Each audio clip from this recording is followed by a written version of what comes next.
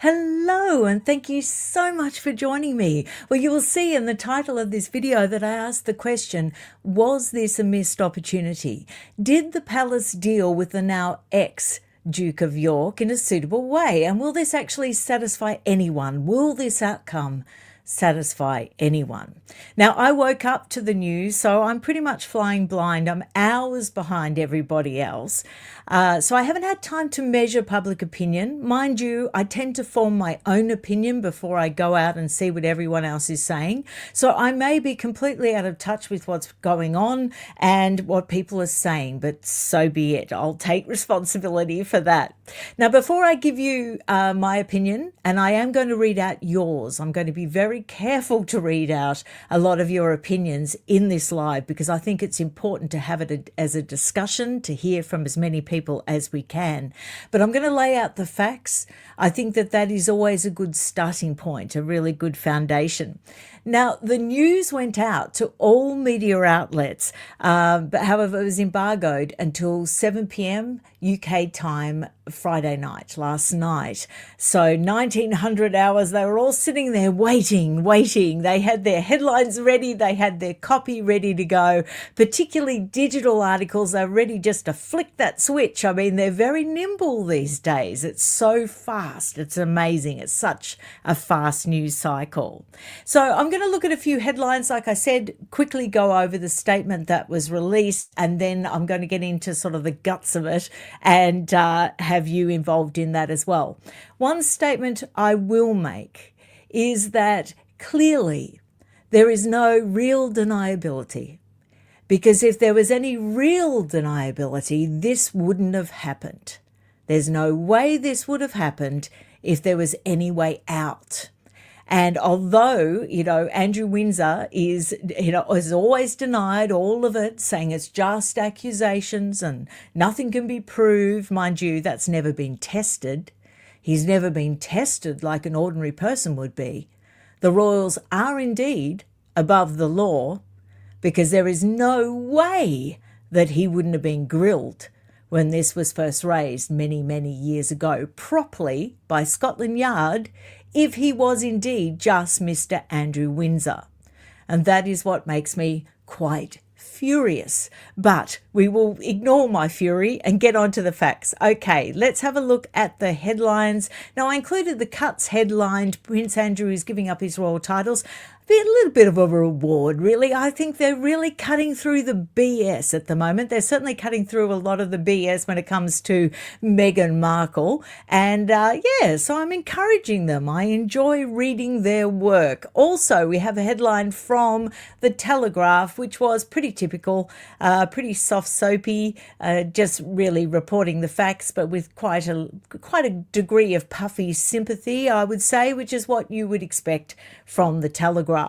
Now let's have a look at Prince Andrew's statement in full. Now I'm going to pause as I read this and just, say a few home truths while I'm doing it. In discussion with the King and my immediate and wider family, we've concluded the continued accusations about me distract from the work of His Majesty and the royal family. No, not distract, destruct. I mean, could you understate anything more than that? I have decided, as I always have, to put my duty to my family and my country first. Now, I'm going to get on to that statement in a little bit because that really deserves some dedicated commentary, don't you think? So we'll get on to that. I'll come back to that. I stand by my decision 5 years ago to stand back from public life. Wasn't your decision, honey. You were pushed out the door because people wrote letters. Military men wrote letters. Charities didn't want anything more to do with you. You stunk to high heaven and the palace had to act. Let's get real here. I will therefore no longer use my title or the honours which have been conferred upon me. Now, in abeyance. They're in abeyance. Now, I have read in the comments that, of course, he's not probably going to come back from this. Technically, he could not really use them again, but I don't think it's enough. I don't think in abeyance is enough. I think it's a slap in the face to people that believe in a constitutional monarchy, because we accept, we expect a certain standard. I don't think in abeyance is enough. As I said previously, I vigorously deny the accusations against me. Well, of course you do, darling, because you've never been tested. You have never had to face anybody giving you hard questions. You have never had actually files released that would determine exactly where you were on the nights in question. You have never had your financial activities, your under the radar financial activities, actually gone over by an independent audit, because you're a member of the royal family. And if you weren't a member of the royal family and didn't use that as your protection, you would be buried under so many court cases and so many legal things you would have to face. And probably it would have been like a fast track to prison.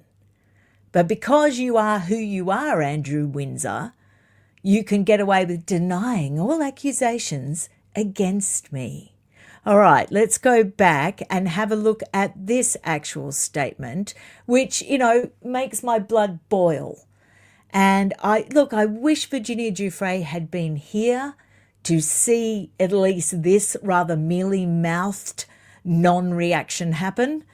But, it would have been some comfort to her. Maybe she would still be alive if she hadn't been slammed and humiliated and people, implying that she was not worth considering, and standing up for Prince Andrew, the puffed up, pervy little prince. People running around saying that the photograph that she gave them was not, was concocted. And we now know that it wasn't. Can you imagine what that did to her? Now, I know that her evidence was unreliable when she went to court against Ghislaine Maxwell. Very often trauma does make witnesses unreliable. However, there was enough proven, enough admitted, that actually resulted in Ghislaine Maxwell's conviction. So there is that side too. There's someone in jail for sex trafficking. And it was off the bravery of people like Virginia Giuffre and the other girls, many of them not with us. Many of them conveniently no longer alive. Just like Jean-Luc Brunel, no longer alive. There's a lot of people we can't ask about this. Isn't that convenient? Now let's have a look at this statement. Prince Andrew has agreed with the King to stop using his titles, including the Duke of York, saying he had always put my duty to my family and country first. Well, that should incense everybody, because he doesn't embody duty to his family, which that's up to them. They can put up with his, lack of duty to them as a family. However, his duty to his country and his duty to the Commonwealth was never there. From the early stages of him being appointed Special Representative of Trade, he used his royal position to enrich himself. And I suggest, if the palace hasn't already, or if indeed the ex-Duke of York hasn't already, I suggest he starts studying Andrew Loney's book in great detail, because that is a damning indictment of someone that indeed did not fulfill their duty to their country or to the wider Commonwealth. You did not fulfill your duty. The last time you fulfilled your duty was the Falklands War. And no one can take that away from you. You went and served, you did well, and you fulfilled your duty. But now we're talking about everything you did from that point. And to couch it in those terms just, it does a disservice to everybody that really has fulfilled their duty, don't you think? Does a disservice to people that genuinely serve their country, genuinely serve the Commonwealth, and really do their duty. It makes that word, that four-letter word, just seem so worthless. And I can't believe the unmitigated gall that the palace allowed him to release that statement. Now, people will probably say, oh, look, it's very English, we're allowing him to save face, we're allowing him to walk away with honour. He doesn't deserve to walk away with honour. That's the point. He doesn't deserve to save face. And so it is unmitigated gall of the palace. What should have happened was the king should have made a definitive statement, a strong statement, that I pretty much have told the Duke of York that if he does not give up his titles basically within the next 5 minutes, we'll do it for him. That should have been the statement. Whereupon they could have let, him come out with his mealy-mouthed, ridiculous statement privately, but it shouldn't have been released by Buckingham Palace. How stupid do they think we are? They are treating us like people that are still consuming, newspapers or too poor to buy newspapers back in the 1930s. And we're getting our news from newsreels at the cinema. That's how they're treating us like we're uninformed, unintelligent, not able to discern the facts of a situation. I find it insulting and incredibly arrogant and incredibly patronising. And so, that's my view. Okay, we're going to have a look at a few more things. I'm going to get to your view. It's not all about me. Don't worry, I promise I will. His decisions to put all his titles in abeyance, now this is from the Telegraph, was prompted by huge pressure from the king. Yeah, really huge pressure. Oh, look, we have to do something to get the heat off us. Cammy and I are going off to see the Pope next week, and I don't want anything to detract from that. This was all decided probably back at Balmoral during the summer holidays. And the reason why I know that is there's a campaign in place to fulfill the deal.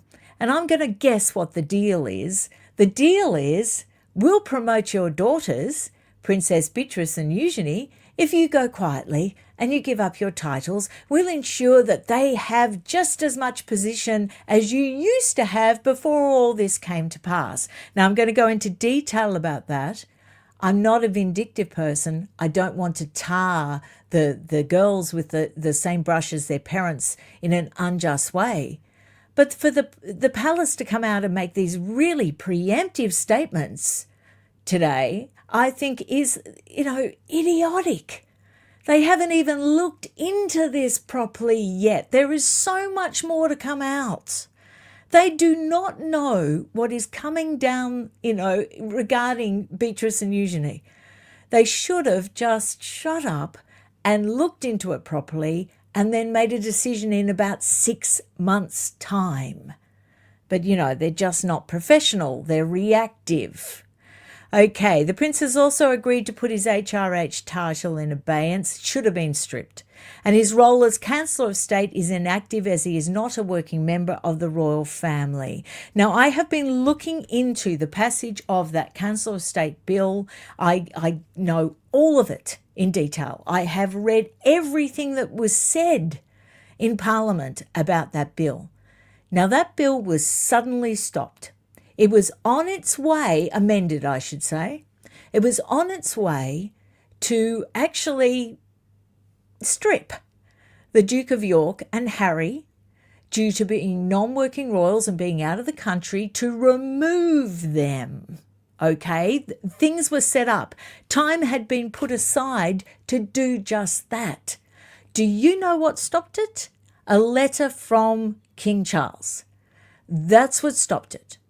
And then he said he would prefer if they would add Princess Anne and Edward to the Council of States, therefore creating two people that could be called on instead of the non-working. That's not the point. The point is to make a definitive statement about your son that is over in the USA interfering for the last 5 years in US politics. We cannot deny it. Their mere presence, especially around voting time, is, obvious. He should be at the very least registered as a special agent in the USA. I mean, it's just so off what should be happening. Then you've got the Duke of York. He obviously should be removed. He should not be a councillor of state able to represent the monarch, whether he's called on or not. He should not be there on that list. Breath. Okay, one thing I will say. I will give King Charles the benefit of the doubt. Let's assume that he's getting really bad advice, appalling, sycophantic, really bad, unprofessional advice. And that has pretty much been happening ever since the then Prince Charles and Prince Andrew got rid of Christopher Gite. It has been, quite frankly, a shit show in the palace.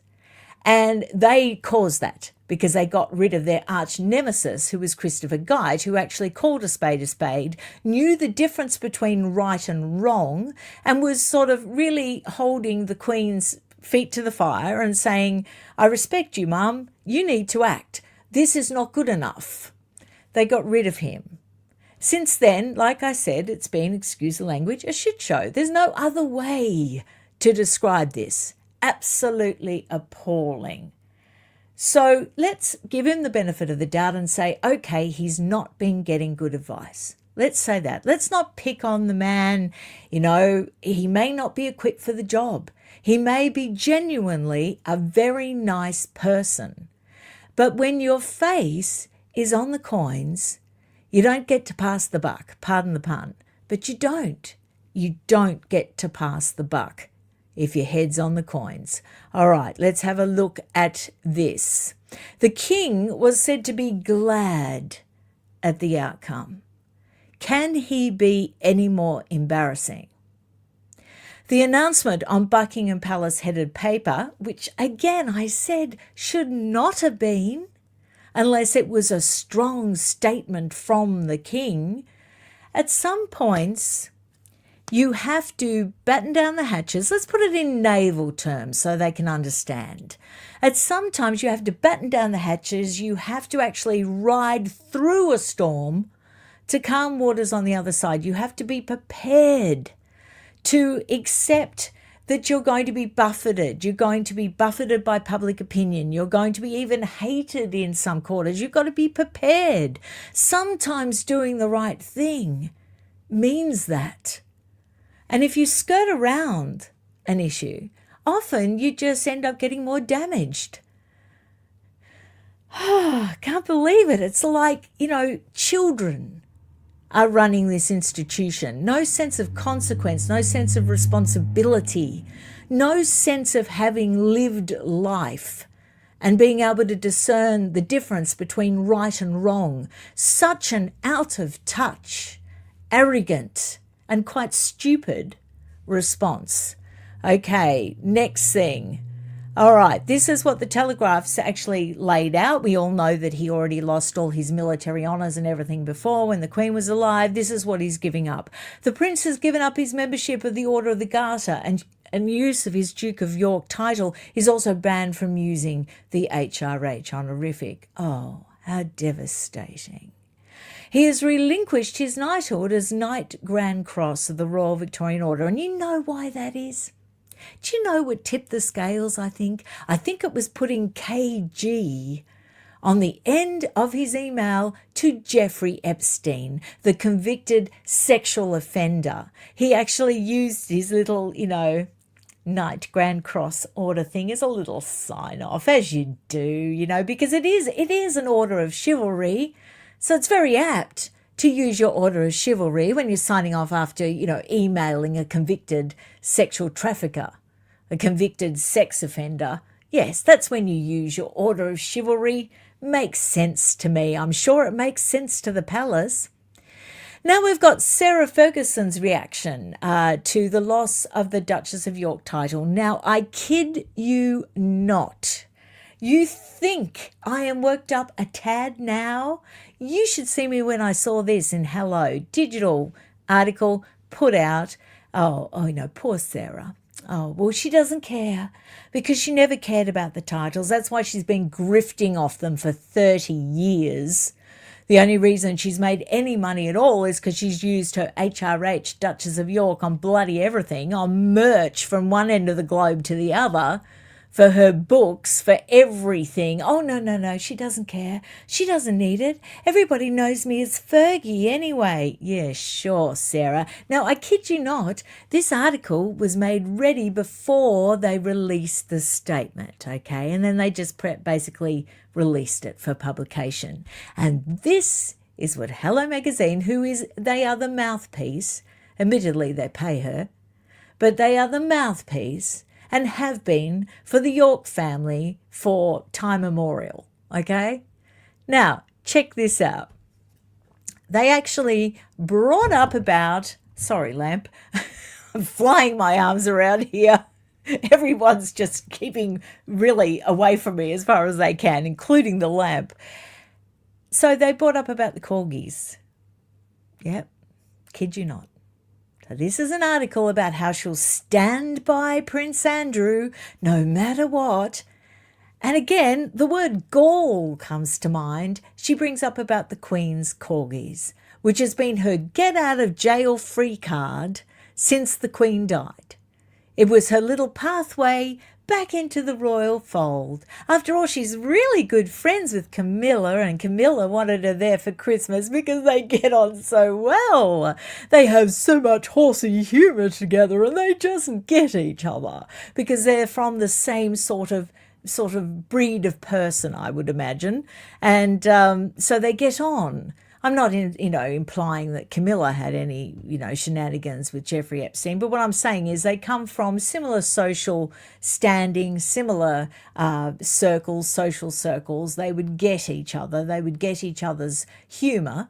And that's where the whole thing went pear-shaped, because she was invited back into the fold. I would imagine that if Camilla didn't get on with Sarah so well, that they wouldn't have been invited back into the fold. That's why all these decisions are so emotional and reactive and self-serving, because it's all about what they want, not what's best for the country, not what's best for the monarchy. All right, I'm going to go to you. I have had a fair go. All right, let's have a look at some of your comments. Incognito or Incatnito. That's cute. You're definitely a cat owner.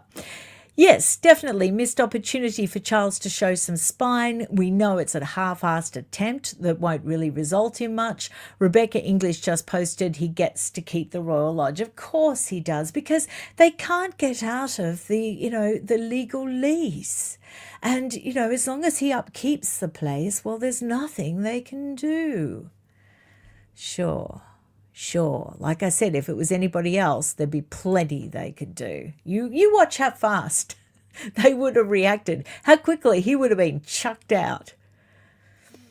Glennis Mossy, just in case I cannot make start of chat, I just wanted to say I believe it is not enough for Andrew to just stop using the title. This needs to go to Parliament as per the Act to remove it. Here. And it will be messy, and it will cause uproar, and it will dominate the news cycle. But guess what? Finally, someone in power would have been held to account. Someone would have been made that is acting above the law, would have been held to account. And what a relief, what a change that would be. And I have to pay tribute to Andrew Loney now, because, he will not take credit for any of this. He's already just talking about the facts, adding as much information as he can, being incredibly fair, not blowing his own trumpet. He will be on the show tomorrow night to talk to me. I'm sure he'll be doing, 1,500 interviews before it gets to me. But I do appreciate him agreeing to come on and talk to us, because he knows that a lot of you are his mates, his community now. He is coming on every Monday to do a live with me. We had to miss last week due to some technical issues, but we've sorted all those out. But he's coming on as a special extra tomorrow night, and we're going to discuss this in depth. And I really want to pay tribute to the man, because I don't think I have as much of an idea as obviously his wife and his children would have, but enormous pressure he's been under. He's suffered so much professionally, financially, and he stays the course. And he stayed the course because he believes in the monarchy, and he believes that the people that are doing the wrong thing will bring it down. That is actually his greatest fear. He doesn't want that to happen. He has said to me repeatedly that he wants to see King William V. He wants to see Queen Catherine. He wants to see them have clean air and for all this to settle down. So tribute to him, he's an incredibly brave man. He's so gutsy. He is so quietly gutsy. And I think that's duty to country. I think that's a classic example of it, actually. Okay, more of your comments. Get to Ducking Point. King Charles III could have acted decisively following example Queen Marguerite and removed all titles of non-working royals. Yes, yes, the Danish model, it's already been done. And Queen Marguerite, she had just seen the British royals before she did that. So she was probably trying to help them out. She was probably saying, hey, look, I'll do it first, and then that'll smooth the way for you because I know you're in a very difficult position. I mean, I don't know if that was said, but it was just after she had a visit with the British royals. She went home and she did that. Or maybe they were over there, I can't remember. But I know they were together prior to her taking that action. Pathetic and continually fails his duty to monarchy, Prince William and family. Yeah, well, I think a lot of people feel that way. And it isn't sort of this sycophantic fangirling over the Waleses. It's a hope and a belief that they don't have, all this muck behind them. Talking about muck, okay, all right. This is my reading of late, bedtime reading, Rebel Prince. Highly recommend all this bedtime reading, Battle of Brothers, okay. Entitled, all right, this is all beside my bed.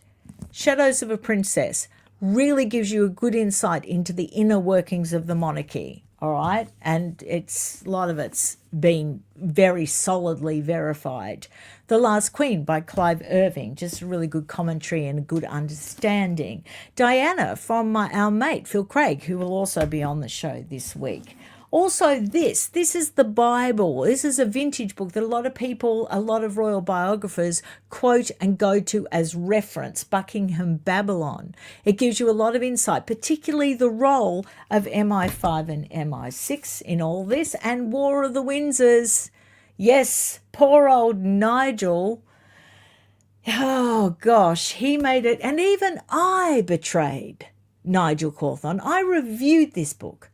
And I was so sycophantic back then and so Pollyanna-ish, I didn't tell you the truth. I just read you out the Prince Andrew stuff. I left out the King Charles stuff. Didn't even mention it. And now I've decided something.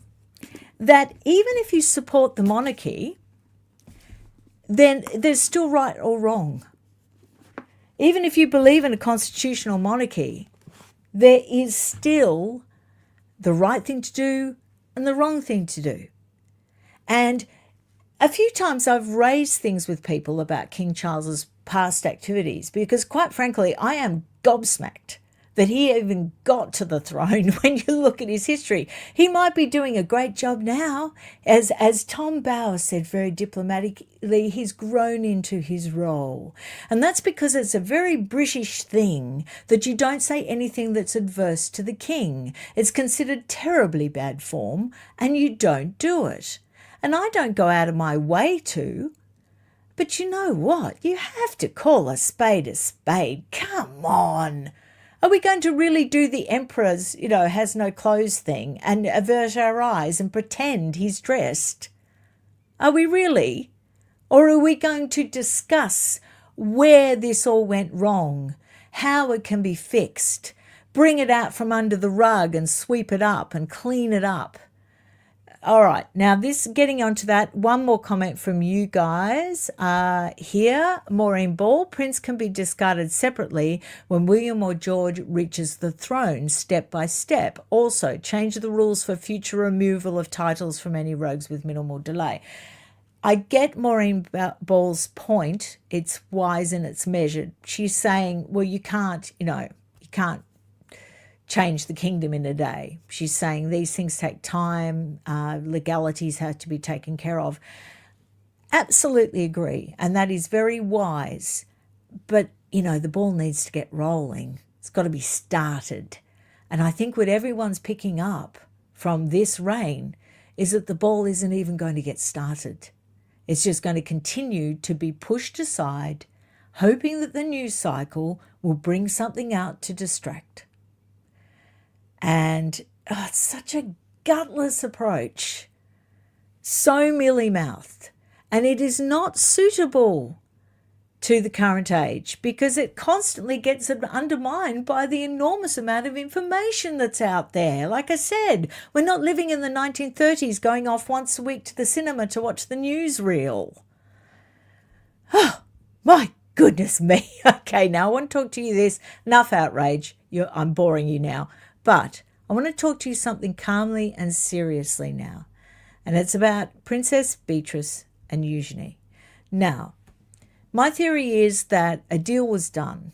You fall on your sword, you give up your titles, and Princess Beatrice and Eugenie their position will be maintained as non-working royals, but they will be given enough high-profile events that, their income from their association from the royal family will not be affected. Now, as non-working royals, all members of the family that are non-working royals in some form cash in on their royal status. And to say otherwise would be completely naive.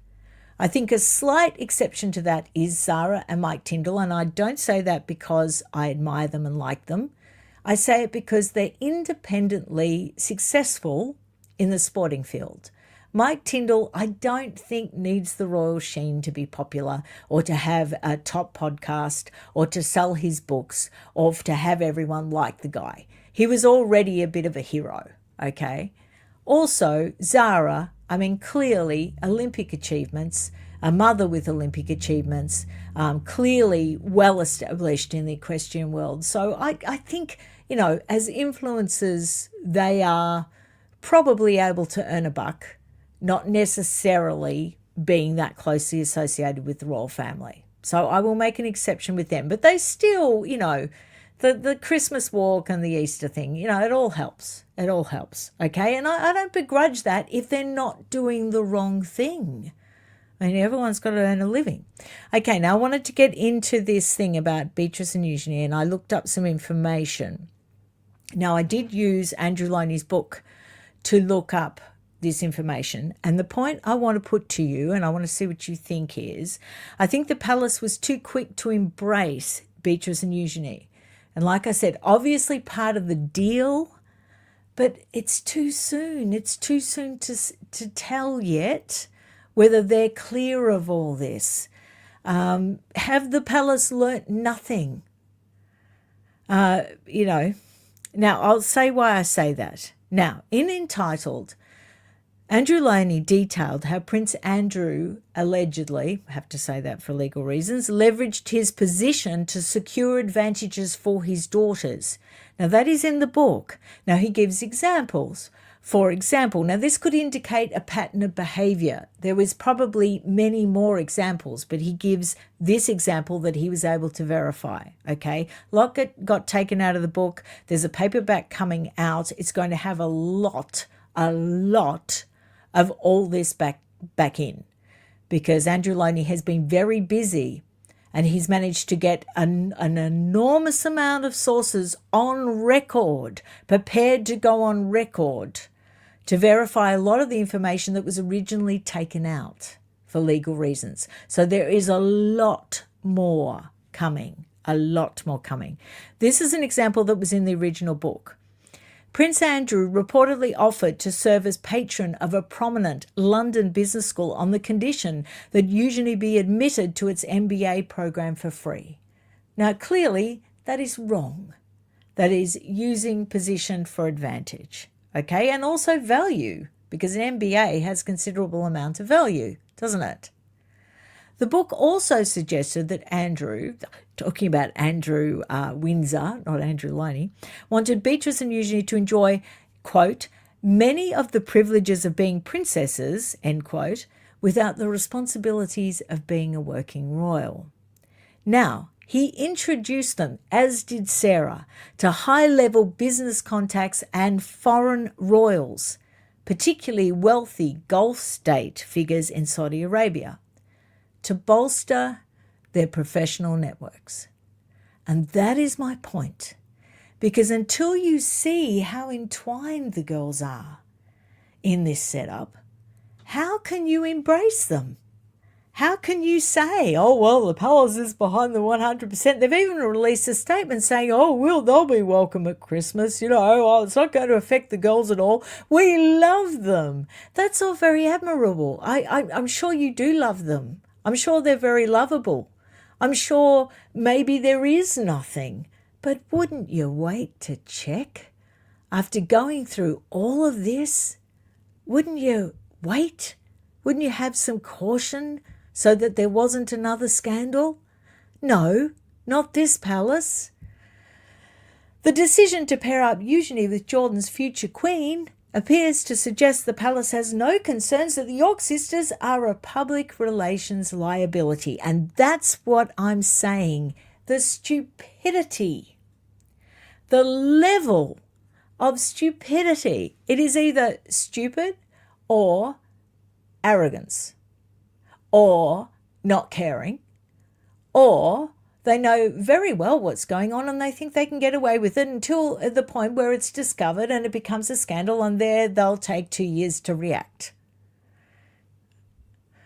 Seems to be par for the course. Par for the course. So that's all I have. Let's go to you. There is a tip by hook or by needle, Sam. Is this stripping of titles a precursor for stripping Harry? After all, how could the king justify removing H&M's titles while Andrew still had his? Possibly. I mean, that's a consideration. I doubt it, because I don't think there's any plans to strip Harry and Meghan. All I can see is a concerted effort to actually allow them to earn money from their association with the royal family, not as official working royals, but they definitely, in my opinion, and from what I've been told, there are moves afoot to ensure that Harry doesn't lose the Invictus Games. And the royal family, the palace, is doing their best to ensure that doesn't happen. I also know that what Tom Sykes said about the disagreement between William and the King did not come from the Sussex team. I know that actually came from inside sources at the palace. It didn't come from the other side of the pond in Melodramacito. I know that for a fact. So there is tension between William and the King, because William agrees with me. Don't you, William? William agrees with me. William wishes he could come on the Vintage Read show and say, Shauna, you're so right. Will you come and talk to my father? He's being an absolute idiot. I want you to set him straight. And it's amazing too, the number of people that have had to fall on their sword, over the last few years, sticking up for this petty, pervy little puffed up prince. And look, it's all under the guise of supporting the monarchy, but you can't support someone if you close your eyes to facts, if you close your eyes to what is right and what's wrong and just blindly support. That's not supporting someone. That's just, being, following a cult leader. You still have to hold people in powerful positions to account. You still have to hold on to your, moral compass and not waver from what is right and what is wrong. We're seeing too much of that lately, aren't we? I think it's the cause of really everything that's wrong in the world. All right, let's have some more of your comments. I'm going to go down. I'm going to scroll down because often people get, miss out because they're sort of down. It's a BS PR move, in my opinion, getting him and the royal family off some heat while doing nothing. He hasn't relinquished his titles, just stated he won't use them in public. Absolutely 100% agree, Lisa, as you can probably tell with my rant for the last 39 minutes.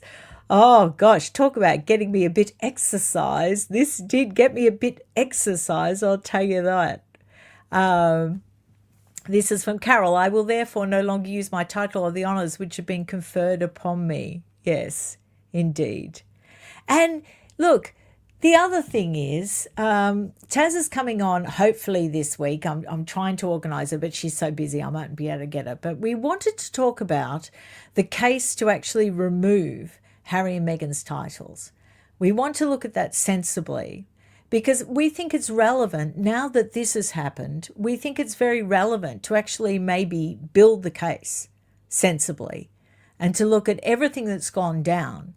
Because for once, maybe the palace could be on the front foot. I laugh, I jest. But, it's worth looking at, discussing it sensibly and making the case. Also, the other thing is, which is very interesting, which a lot of people don't realise, is that a lot of peripheral members of the royal family do not have their finances scrutinised because they hold a royal position. And when I say scrutinise, I don't mean embarrassingly laying out all their private information to the public. I'm talking about basic auditing scrutiny that, normal taxpayers undergo, normal people that have companies undergo, just that normal independent financial scrutiny that any other human being has to endure and abide by the law. They don't have any of that. And that's what needs to change, because how can you tell, would any of this have happened if proper laws had been in place where the basic financial scrutiny and requirements of any company, of any large institution was followed? Would any of this have actually been able to unfold to the extent that it did? Because, really, the Epstein stuff is a distraction from a lot of stuff and a lot of information that should be looked at by the National Crime Authority regarding these under-the-radar financial deals. I'm sure will I say it? I'm sure the King has quite a bit that needs to be scrutinised as well. And I say that because he's from the same era. He's from the same era when they were all doing all this sort of stuff.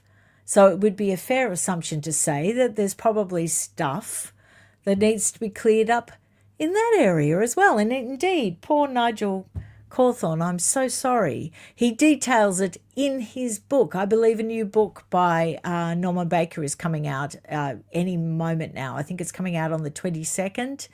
I'm not interviewing him because I just thought it would be too much for everybody's blood pressure on this channel because it would make me seem too anti-monarchy. So I gave a pass on that one. I'll leave it to other people to interview him. It's horses for courses. I'm aware of my audience. So, I don't want to be so confrontational that we can't even discuss anything anymore. But it will be interesting to see what he brings up, and I'll be definitely reading the book and sharing, pertinent points with you.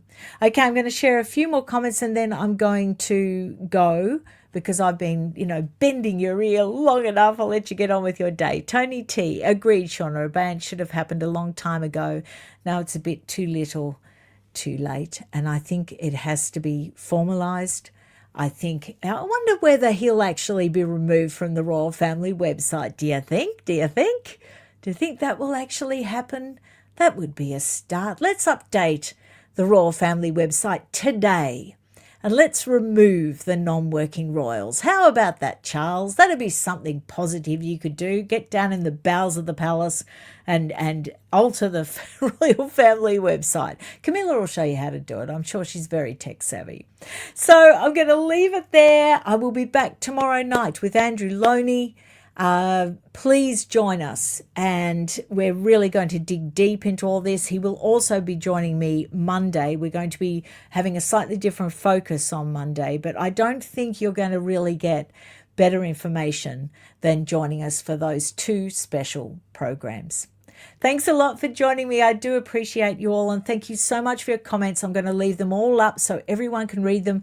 Can I encourage you too to please leave a comment under the video? The reason why I say that is so people on replay can really get a sense of what you think and what you're saying and your viewpoints, because they don't have to just listen to me. It's good to get a lot of different views, and I know everyone on this channel actually reads. They do read the comments. I know they do. Thanks a lot, everyone. I appreciate you for letting me rant. I'll see you tomorrow. Bye, everyone. Bye.